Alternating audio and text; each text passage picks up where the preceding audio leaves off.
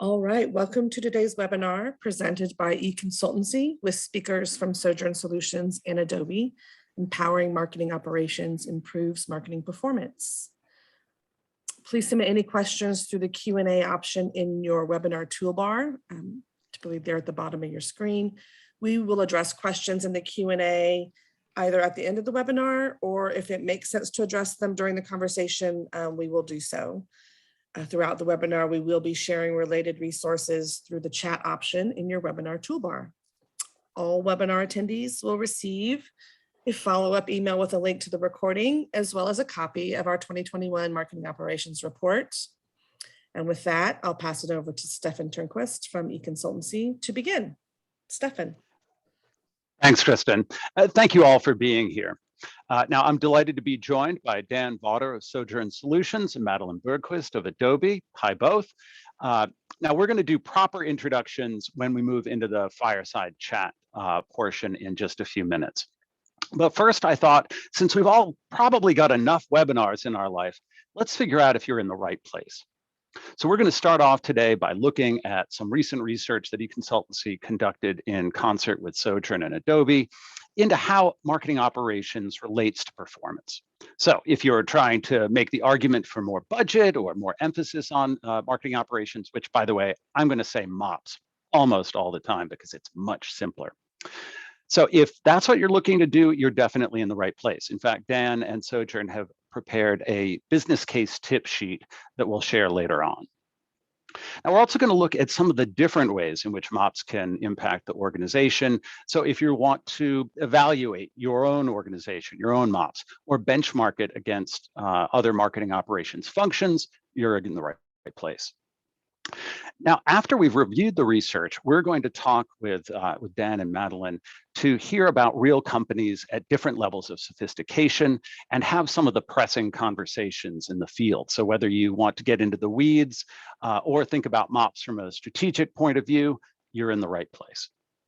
And if you haven't heard the specific topic that you came to talk about, you can still be in the right place by putting your questions into the Q&A tab at any point in the talk. So one last thing, if you are watching the recording of this presentation, we are happy to answer your questions in the future. Just pass those along via the folks at Sojourn.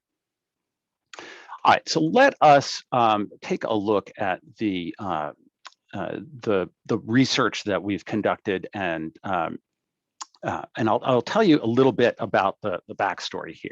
So I've been fascinated by the concept of MOPS since I first heard of it maybe 5-7 years ago.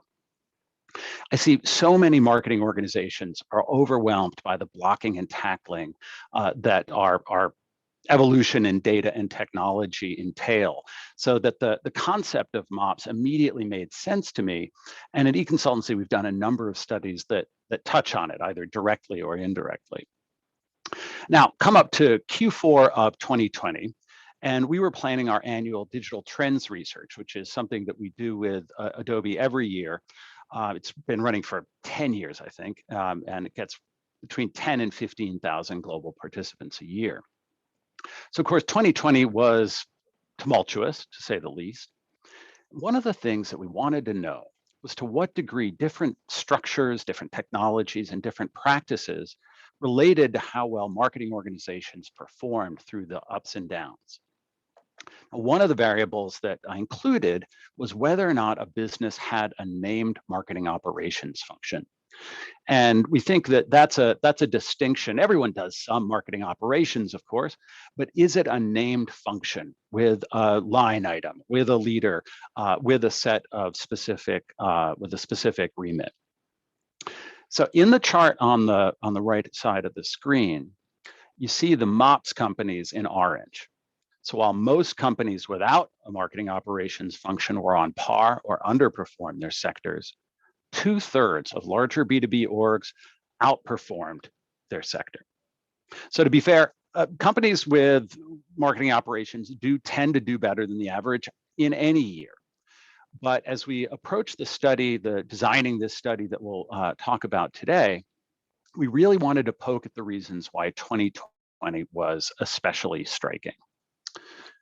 So now moving into 2021, in the first quarter, we conducted a study, B2B organizations, roughly split by whether they had named MOPS or not. Most of them had revenues over 1 billion US, but the floor was 250 million. And the sample was 90% of it was split between North America and the United Kingdom. We got about 10% from mainland Europe.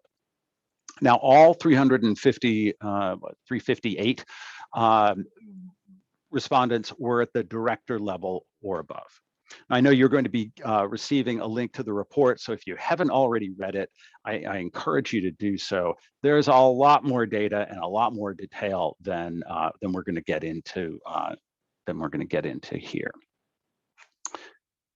So, of course, every marketing operations group is different. They have unique remits, unique structures, vastly different sizes. What we wanted to do was focus our attention on the top two, the most common functions that they perform, and that's lead management and marketing technology optimization. Now, part of this was to make sure that we had enough data for good comparisons, but it's also because under the surface of lead management and technology management are so many of the challenges to effective modern marketing. If you think about lead management, it's a pyramid of skills. If you're going to successfully optimize it or operationalize it, rather, you've got to build alignment between sales and marketing. You've got to define the data. You've got to get buy-in to this process, and you've got to be effectively cleansing and managing all the data. So those are, that's what's happening underneath an effective lead management program. And it's the same with MarTech.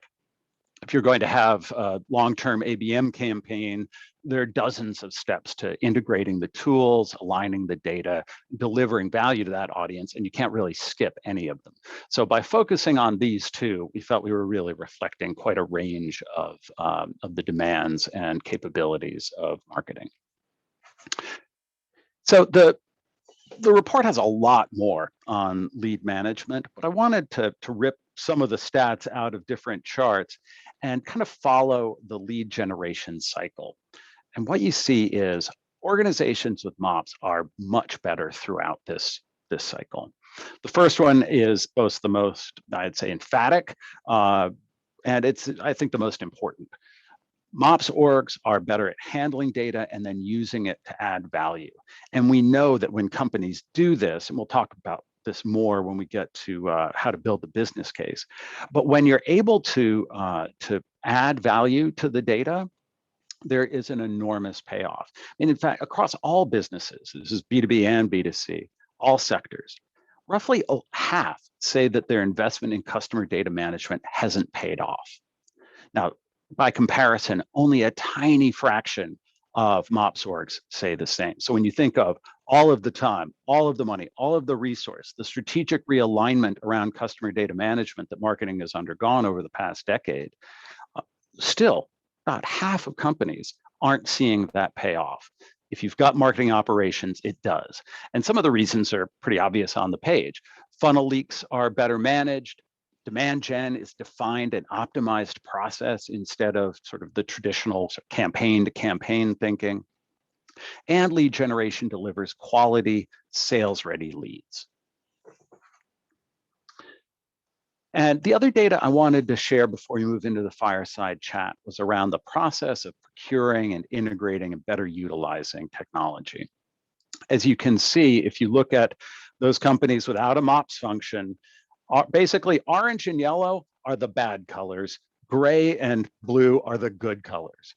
And as you can see, for over half of the organizations without an operations group, they say that integrating and taking advantage of technology is a weakness. Training people, turnaround times, a weakness. And of course, this should be a strength. This should be a way to get a leg up on the market. I've been trying to think for years, to be fair, to be honest, but I've been trying to think of the best analogy for MarTech. But the one that I've used before is auto racing. If the tech is the car itself, over the last 10 years, B2B companies have gone out and really invested in the cars. But over and over, we see them unable to get to the line or being driven 20 miles an hour. I really think of operations as the pit crew, and because it puts the marketing organization in a position to succeed. So if anybody has a better analogy, I'm in the market, just DM it at any point in the webinar. So with that, what I'd like to do now is to bring in Dan and Madeline. Got our cameras on. Is everybody off mute? Yep. There we are. We are. Why don't we start with you, Madeline? Tell us where you're dialing in from and a little bit about yourself. So my name is Madeline Berquist, and I'm a partner marketing manager at Adobe based out of the UK. I'm in Twickenham, just outside London, and I deal with all of Northern Europe. Dan, your turn, just as you're drinking some water. Dan Vaughter, I'm a managing partner here at Sojourn Solutions. I am based out of Orlando, Florida, and I have been working with companies for about 20 years, client side, consulting side, to help them improve their results. Super. All right. So let's start with the question of how you see the last 18 months in the context of marketing operations. Like, why are companies with that operational expertise so much more likely to outperform their sectors?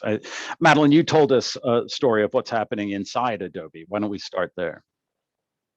Yeah, we have obviously had to change how we worked quite drastically. And one of the things that our MOPS organization did straight away was to change some of the industry vertical nurtures that we have, particularly when it came to industries like travel, hospitality, and to a certain extent, healthcare. Some of them we just turned off completely because we just felt that they needed to basically be left alone to work their way through things. And in certain areas, particularly when it comes to the customer nurtures, perhaps more so than prospect nurtures, we changed the way that we communicated, and we tried to be as supportive as we could, include as much advice as we could on how they could transition, particularly in industries that were more face-to-face based, how they could transition to a much more digital marketing organization, digital first. We helped them with some of the free tech that we have and how to optimize the tools they already used. But then on the internal side, we also changed how we score leads. So the biggest scoring activities that we had before the pandemic were obviously face-to-face activities, whether they were trade shows or roundtables, anything where you met with people in person pretty much meant an instant AQL in our systems. And because nobody was meeting in person, we had to adapt that really quickly, or we would find like we didn't have any AQLs in the pipeline. So they reworked it. So telemarketing, for example, became a new channel for scoring, which we had never actually had before. And we diversified our virtual events. So pre-pandemic, we only had two types. We had webinar and we had virtual event. And now we have a whole host of them. So, we split out whether it's a sponsored webinar, is it a sponsored email, is it a live webinar, is it an on-demand webinar, is it an online dinner, what type is it? And they all end up with different types of scoring. So that actually helped us to not lose any AQL traffic at all in this whole process because it was all streamlined and done globally. Dan, how about what comes to your mind when you think about these last 18 months and how MOPS has had to be both responding to change and a driver of it? And you're on mute. What comes to my mind is a client that we actually worked with that I guess kind of backs up that statistic that you outlined earlier or highlighted earlier. 53% were more likely to have outperformed their peers. So we worked with a client, started in about 2018. They had a whole series of challenges that a lot of you will probably be very familiar with. So number one, they had very limited capabilities. Some of them were very costly, inefficient. It was an organization that they were a large organization, lots of divisions, lots of different products that they were selling, lots of silos across their different technologies, their teams, so marketing and sales, completely separate teams in a lot of cases. They had division and product-based platforms that they were using across their entire MarTech stack. And it was just causing all of this confusion and lack of efficiency and duplication of effort. And they didn't even know each other. I remember the first meeting that we had with the broader team, it was really the first time many of these people in these different silos had ever even met each other. So over the course of those 2 years, starting in 2018, they were able to create kind of a centralized center of enablement that all of their different marketers and different people could go to for support. They really built out a process for cross-team collaboration across data, leads, best practices, and they reduced dramatically their time and cost for launching campaigns. And maybe some of the biggest effort here, they cleared up their lead management flows going into their different CRMs, because yes, there were several. So marketing and sales alignment happened, whereas previously it was just completely silo-based. And so really they just were then able to increase their maturity to support more campaigns with more complexity, more aligned with their customer journeys. The result of all of this was that they were able to gain across multiple different revenue measures significantly, and they were now using their technologies to create really good customer experiences. And it just kind of makes me think, though, like, what is the lesson learned from this example? I think that, obviously the strong MOPS function was really instrumental for this particular business in this example to improve impact and specifically revenue for their customer experiences. These are things, though, that matter even without a pandemic, right? Like, you can achieve these things. You don't need a pandemic to drive them, right? Yeah, when I think of, so of course, Econsultancy is a publisher. So our challenges are somewhat different from the typical B2B organization, but we do have a lead pipeline and a variety of ABM and campaign programs around it. When I think of what happened in March of 2020, suddenly we're also an events business, by the way. So that went away literally overnight. And so what we found was we had enormous demand from our global audience for information, also for some sense of community. There was a time when we didn't have 20 webinars and Zoom calls to attend every day. And so there was this enormous opportunity to be useful to our audience. But for a while there, our traditional publishing lines and event lines were instantly obsolete in some cases. And where marketing operations comes in is they had both the most direct access to the data of what people were talking about in, what content were they consuming, what were they asking for. And then they also had the data for what works and what doesn't. So it was in an interesting way them almost leading editorial, not just into topic areas. Some of that was fairly straightforward. We really need to figure out how to work at home and then help people work from home, that sort of thing. But also for the kinds of content products and events that we suddenly needed to create. And we created them almost overnight, and it was thanks to marketing operations. And I'll end this with perhaps the most remarkable thing was watching how silos are almost voluntary. I joke that you've got a silo and you have two people who have different KPIs that they're working towards. But because of the immediate necessity, the overarching necessity of responding to the audience, thanks to the operations group, we were able to just obliterate a lot of silos and come up with cross-functional teams in a way that makes you think back to that and say, well, why can't we do that on demand? Why can't, what is it that's so inherent in these explicit and implicit silos that we can't get over them? And I think what we've seen from the data and out of this conversation is that marketing operations is your best opportunity to build alignment and leap across them. All right, Madeline, I don't want to skip over you. Do you have any sort of longer overarching lessons from that experience, or shall we move on? No, I mean, it's like I said earlier, I mean, some of these things they might have done anyway. And, we tend to update our scoring on a regular basis. But I think it just enabled us because, we're obviously a completely digital organization and we had to go through the same digital transformation as everyone else. And I just think that it actually helped us help our customers more because, we were doing the same thing at the same time. So we were really able to kind of,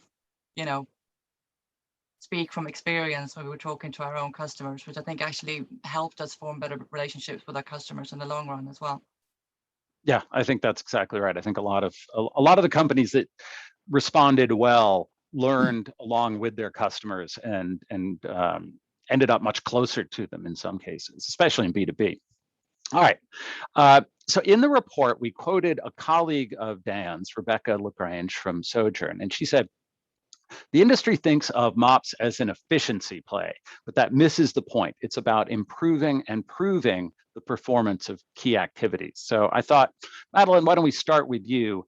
Talk about that balance of proving and improving. Yeah, we in the part of Adobe that I'm in, our MOPS organization are basically set up for each person to have their own kind of global ownership of the area that they cover. So we have three main areas within MOPS. So they're campaign operations, data analytics, and MarTech. And what this means, because they have a global view, they're able to catch stuff that you might otherwise have missed if it was just if you just worked in one region. So, for example, we recently had a scenario where there was a really high bounce rate from content syndication leads, and it was something like 12% when it should be less than 5%. So because it was the same person that was responsible for all the three regions that were divided up into globally, she was able to quickly kind of look at the other two because we use the same measurement standards across the board. It doesn't matter where we are in the world, we measure activities exactly the same way. So she could see that the other two regions were less than 5%. So there was obviously something wrong with this one region. And although she, was not involved in content syndication, she was not an expert in this. She could just tell that there was something wrong. So she then flagged that straight away to the team, and they were able to take that data back to the supplier and, renegotiate and basically say, look, you're giving us some leads that just aren't of the right quality for us. So from our perspective, it's the ability to, I suppose we're not really in a place where MOPS need to prove themselves. We know their worth, but they are able to prove their point really easily by being set up on a global framework. In the report, but not in our deck today, vendor management is another one of these real areas of strength for MOPS organizations, whether those are technology vendors or really the whole almost infinite lumascape of marketing vendors, because if you have the data and are able to really use it incisively, that gives you an enormous advantage over what can be a very squishy world of are programs working or are they not? Dan, you had a story about an organization and their last touch attribution that made my skin crawl. Why don't you share that? Okay. Yeah, we had the pleasure of working with a company that got a new CMO, and the new expectation that came down from the CMO was that they needed to measure and understand exactly what was working and what was not, and they had to do this in order to justify marketing spend. Budget was going to be dependent on it, and they weren't. They were at the point where they were just measuring last touch at this point. CMO said that's not going to cut it. So they needed to be able to measure every touch of the customer journey, figure out which touch points were working, which marketing channels, which content. They needed to understand it all to be able to justify budget moving forward. Excuse me. So what they did was they started a vendor selection process, and that was kind of a learning experience within itself. That the first vendor didn't work out quite the way that they had planned, didn't work with one of their technologies. So they shifted over to a second vendor and then worked through all of the change management processes required to integrate the technology into their systems, their existing platforms, to modify all of their different processes. And this was where they had to kind of change everybody's thinking. So everybody was very used to thinking about campaigns and as opposed to touch points. So people were thinking, which campaigns produced leads as opposed to which channels, tactics, content are maybe performing better at different parts of the funnel. And then the people aspect of it. So decision, they decided, let's get the tech and the process in place. Then we'll bring people into it. That way they can understand it better, and maybe there'll be more buy-in. So, so the result of all of this effort was that they were now able to measure every touch of the customer journey, and they decided to start with kind of smaller groups within the organization. This is a fairly large organization. And so they started with AdWords spend. So they had a fairly large budget, and they discovered by looking at different touch points that, gosh, some of this spend is not performing very well at all. Some of it is performing very well. So they shifted their budget, and that increased the performance of that particular marketing channel by 30% immediately.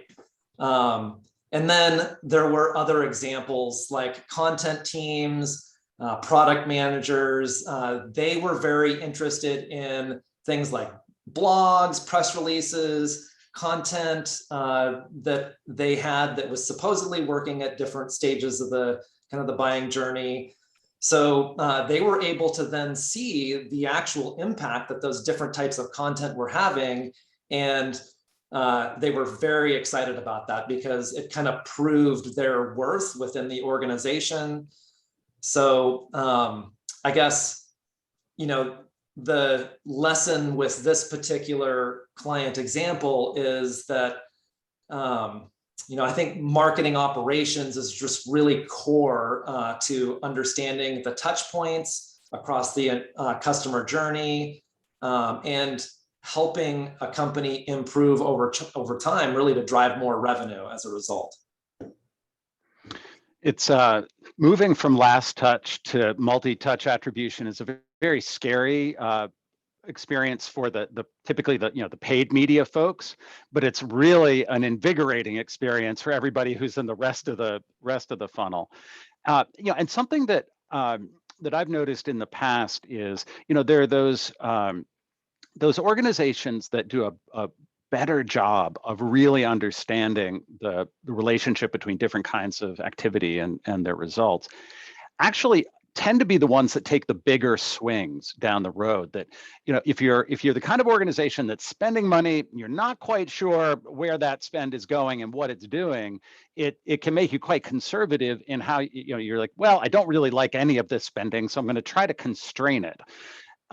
Whereas the organizations that have that well measured can take bigger swings, obviously in the sort of paid media world, but even when it comes to something like brand spending, once the finance and marketing units really trust one another, trust that things are being measured and done effectively, then when it comes time to do something like, look, we really need this new region, new market to know that we're here, and it's going to take a real investment, they're in a much stronger place to do something like that.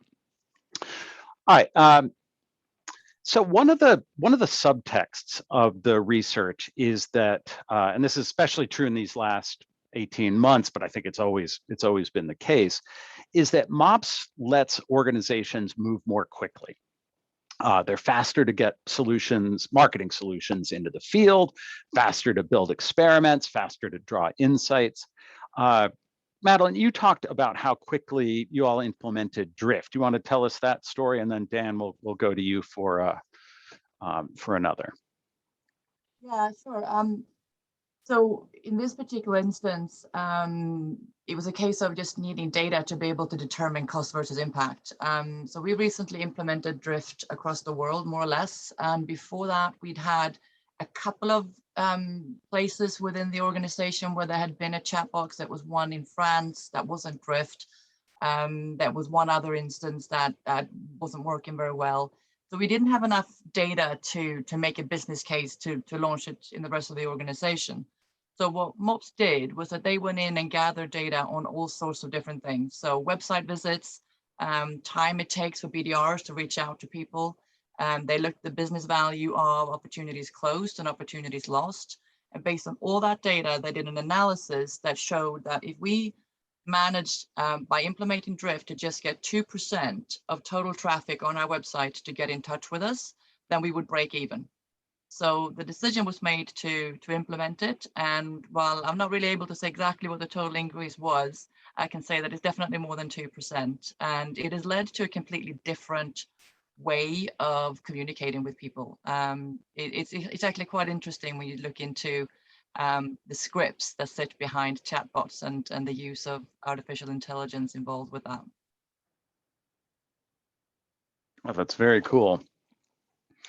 Dan, you had a story along the, well, not along these lines, but about getting things to happen quickly. Yeah, we had another client that we worked with recently. Some of the same types of challenges. They maybe just went about it in maybe a faster than normal approach. So they had MarTech all siloed, like some of the other examples. They were doing lots of like manual list pulls from one system to run campaigns in another system. And then of course, the metrics were in different platforms all over the place. And they just, as a result, didn't have any way to really track the performance of their campaigns or the touch points within those campaigns. And they couldn't tell what their customer journey actually looked like from a data perspective. So MOPS came in, drove basically a digital transformation project where the goal was to create and deliver an end-to-end, always-on digital demand gen strategy, one that would drive revenue, that is marketing influenced for the business, using all of their different marketing channels and providing a means for them to optimize across the full customer journey. And they also worked with sales to really kind of hammer out all of their different alignment issues, which there were quite a few of at the beginning of this effort. And they redefined their entire marketing and sales funnel at that time so that they could better understand how performance was impacting each stage. So they looked at and included a lot of things in this project. So starting with kind of all of that disjointed MarTech, they connected their marketing automation platform to a brand new CRM. They consolidated 10 websites down to one.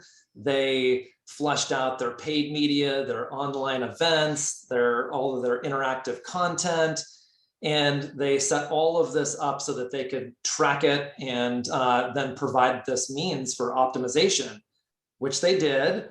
And with the newly kind of defined funnel, they could now see their customer journey. Their always-on programs were really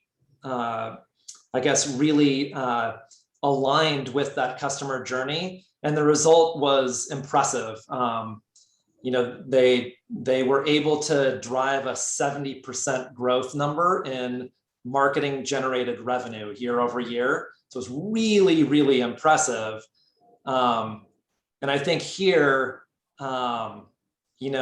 these MOPS activities like integrating your different technologies, marketing and sales alignment, funnel measurement.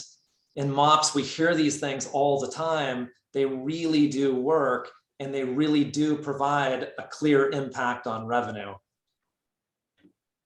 All right, so you just talked about the customer journey and the funnel. One of the things we saw in the data is that MOPS orgs are better at dealing with funnel leaks, which is obviously hugely important, but how does that work in practice? Like, I want to know what's the difference between kind of doing it and doing it really at a high level. Maybe we'll start with Madeline, who's got a horror story of not doing it at a high level. Dan, you can compare and contrast.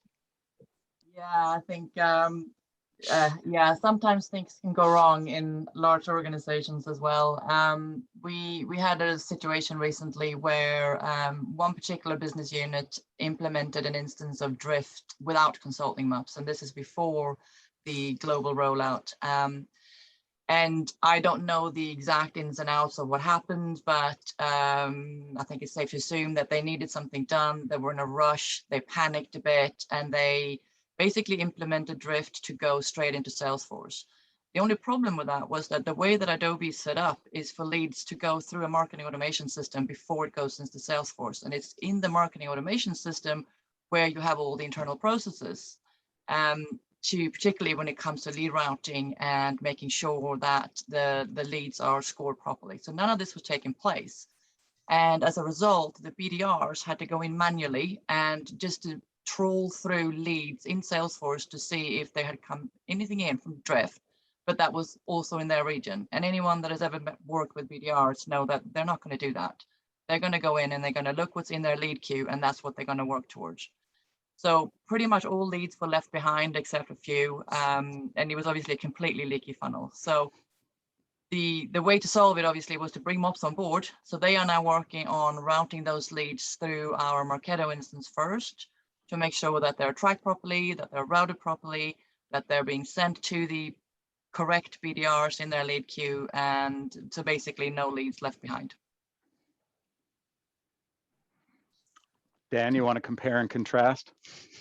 Yeah, and I would say that these kinds of things have an insidious way of creeping into every company. So funnel leaks in general, I think a funnel leak is any lead that doesn't have an owner or a timely next step.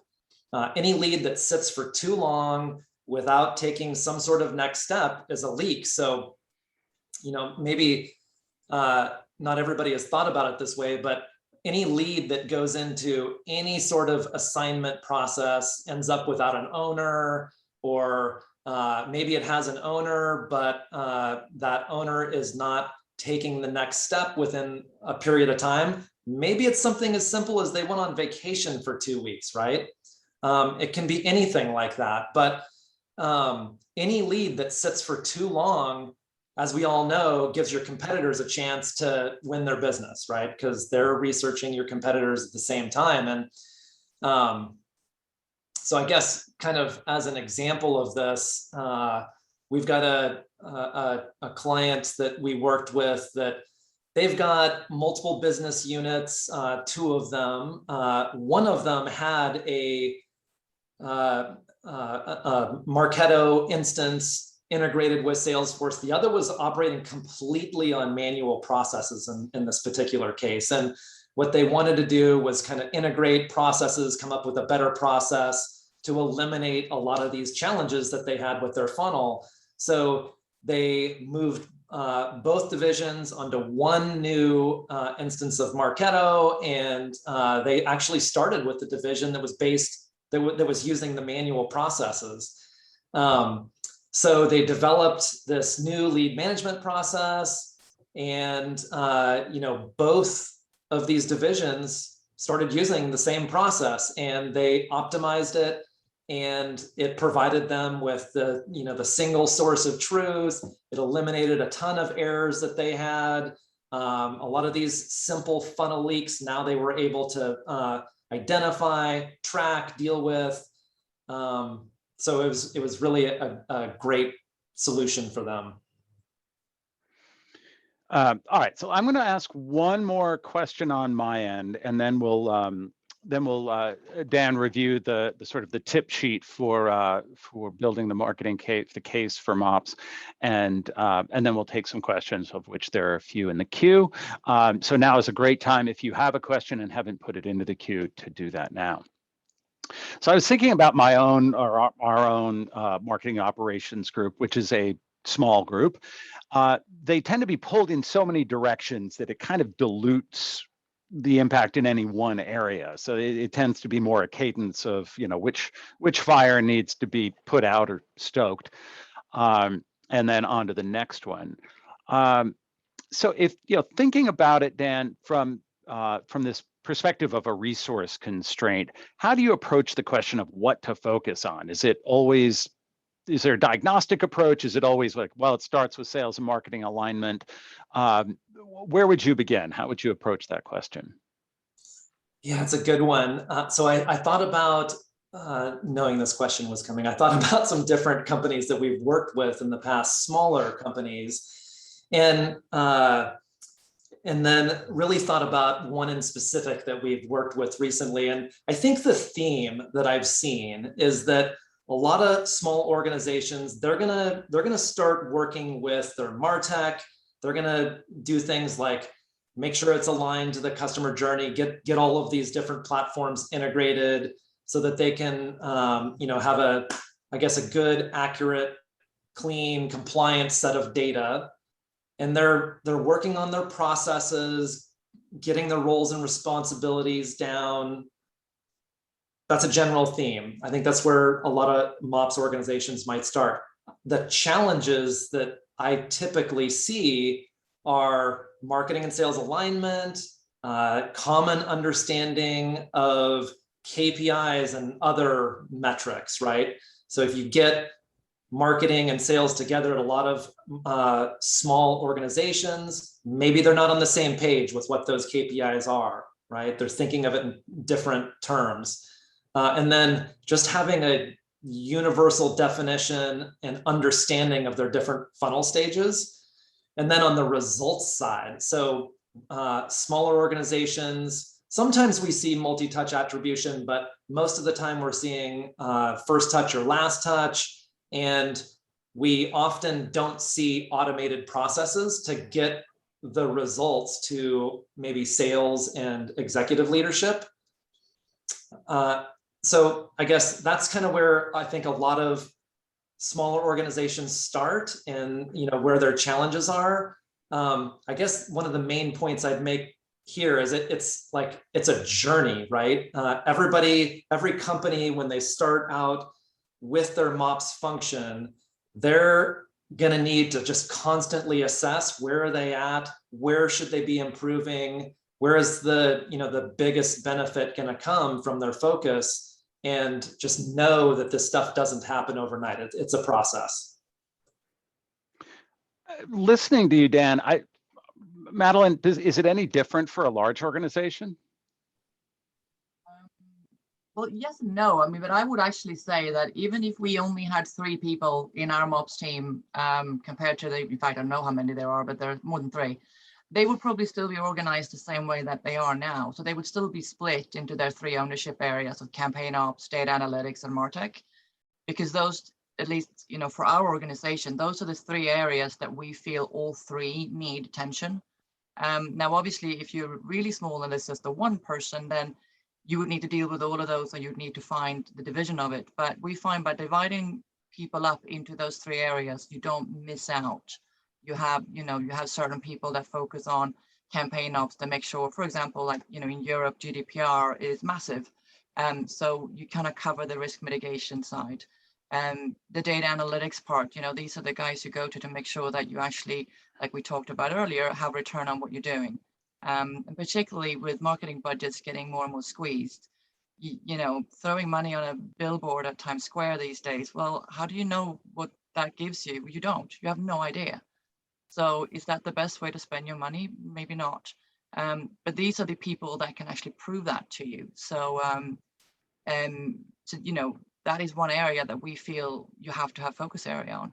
And then there's the MarTech part itself. And I think, Adobe being the type of company it is, we do have MarTech sat in one group of people. I know other companies may have individual business units being able to do that type of work and have the authority to buy in tech. For us, that would never work. As the example I showed earlier of Drift, doesn't mean it doesn't still happen clearly, but every single time that something like that does happen, it just shows over and over again that if you don't involve MOPS, you're not going to get it set up right, and it is just becoming waste of money. So yeah, even if we just had 3 people, we would be divided up the same way. Well, speaking as somebody who had a tech startup, and in '99 we had a billboard in Times Square, I can't tell you the results, but it made us all feel really great. All right, while I organize our questions, Dan, can you take us quickly through building the business case for MOPS? And I don't think we've got bullet points for people, but we're going to be sharing them later, no doubt. Of course. So I guess the job of MOPS, let's just start there. So it's making marketing more efficient and effective. So it's not just about efficiency, it's about improving, it's about proving marketing performance. So we talked about 5 key functions earlier. There's lead management. So how are leads defined? How are they progressed through the funnel and across the customer journey? We talked about MarTech optimization. How are technologies sourced, integrated, staffed? Customer data management. How is data defined, reported, analyzed, cleaned, shared? Performance management or measurement. How is performance defined and reported, including automation? And then marketing governance. How is data organized for compliance and privacy? So those were the 5 key functions that came out of the research. With regard to business case steps, I think that a good place to start for organizations is to benchmark where you are today. So the revenue and cost risk lens that you're going to want to look through will help you kind of decide maybe where those different areas that you want to benchmark are. If you need help with this, we have a complimentary assessment that will get you started. Just let us know. But coming up with those benchmarks of where you're at today is just kind of where you need to start. And then you need to identify and then prioritize your challenge areas. How close can you get to revenue or risk, et cetera? And then do some research, figure out what success looks for different MOPS organizations that are maybe similar to your own. What have they been able to accomplish? And kind of work that into your thinking. Figure out within your organization, who are your allies, especially when it comes to executive or leadership level, like who will be the champion at that level in your organization.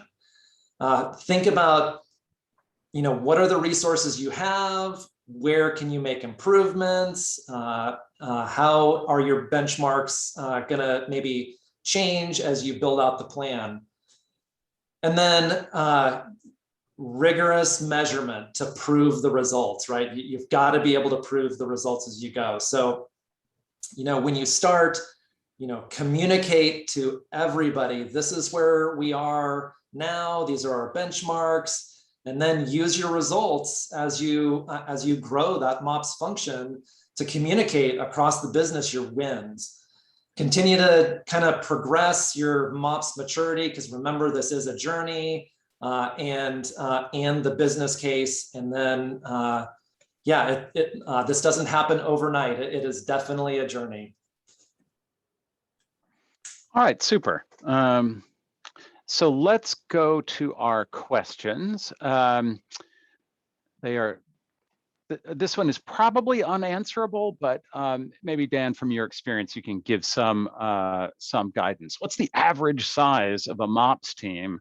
And what are examples of the roles or titles and accountability? I mean, we touched on the accountability a little bit at the beginning of the deck, but why don't we start with what's the average size of a MOPS team? Or is there a rubric for like every 40 marketers, you need one MOPS person? Ooh, that is a very difficult. And it's not 40, by the way. Yeah, I mean, so we've seen MOPS organizations that are painfully small for the size of the organization, I would say. And then we've seen MOPS organizations that are kind of right-sized. I'm not sure that, I might be a little biased, but I'm not sure I've ever seen one big enough. You know, it kind of starts out with, okay, what are the different roles and responsibilities within your organization? How do we take a bit of time maybe from the people that are already there in your organization doing these different functions, and how do we kind of make them part of this marketing operations group? So that's where, you know, that's where a lot of different companies start, and then the roles kind of build from there. Yeah, it's kind of hard to imagine any one size fits all. I mean, part of the problem, at least at some of the organizations I work with, is that MOPS is, yes, it's a defined team, but the roles can be, you know, it's half of this data person. It's, you know, it's a collaborative and part-time function for some, a full-time for others. All right, here's another one. I've inherited a MOPS team. The skills and knowledge are all over the board, just like any team. I know we could drive better results if we were running at a higher level. What are a few things we can do to keep the team or get the team up to par quickly? I mean, I'll take a quick swing at this while you collect your thoughts. And that is, you know, we're a learning organization primarily. You know, what I spend most of my time thinking about is what do people need to know? And although, you know, we all find ourselves with insufficient time and resource to devote to training, I'm a big believer in bringing people together for learning. Not only does it, obviously, it advances skills, but it creates a culture of learning, a culture of expectation. You know, when you start to understand, like, okay, these are the capabilities of the team around me. These are some of the capabilities I didn't know we had on this team. These are the capabilities we clearly need to be building. You know, that assessment process is both explicit. You know, there are all kinds of different ways to create frameworks of knowledge and then look at where people have them and have gaps. But there's also an implicit element to that as well. Getting a sense for a team. And I think you know, when people are really, and this is especially difficult in our newly distributed world, but people need to feel like they're all working together, and that their skill set, while it might not be as advanced in statistics as the person next to them, that they have something that they're bringing to the table, and that those skills are all moving in the right direction. All right, I've vamped for long enough. Dan? Yes. So I think much the same. So the first thing that you've got to do is you've got to figure out where, like, what are the skills required? Where are the gaps, so that you can start really deciding, like, who is going to fill these different roles, and what do they need to maybe add to their skill set to fill those roles. And, you know, if you need to add people to your team, obviously, once you're past the budget perspective, you know, advertise that job role. Maybe there's people internally that want to take that on, but there's, you know, it's about finding the gaps, training people up to those gaps, or you've got to hire externally, I think.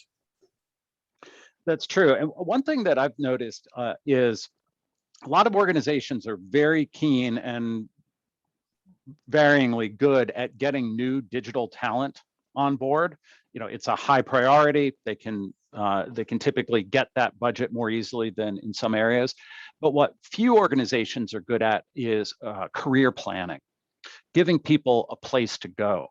And I think some of the skill sets, the kinds of thinking that work in MOPS are to be found, say, in paid search. Now, a paid search analyst knows more about somebody's customers than just about anyone. But you try doing paid search for more than a couple of years before your brains start leaking out. Either they're going to leave the organization to start their own consultancy, or they need somewhere to go. I think marketing operations is it's an interesting career. It doesn't sound sexy, but in fact, the day-to-day problem solving is quite satisfying. It's advanced, and it requires a mix of understanding how things work and the data underneath them. So I think there are very often those people in the company who might not necessarily be on a direct line to working in operations that are potentially a great resource. All right, what's funny is a lot of the questions we're getting are along this same line of, here's one that my MOPS team seems to get dumped on with all kinds of unrelated, nobody else will do these requests. I mean, this kind of goes back to one of our earlier conversations, but what type of work should a MOPS team be doing, and how can we raise the caliber of ours? I mean, Dan, I think you addressed a lot of this, but is there anything that you'd like to leave folks with in terms of getting the most out of MOPS, focusing it so that they are not they're not a dumping ground for every problem that other people can't solve?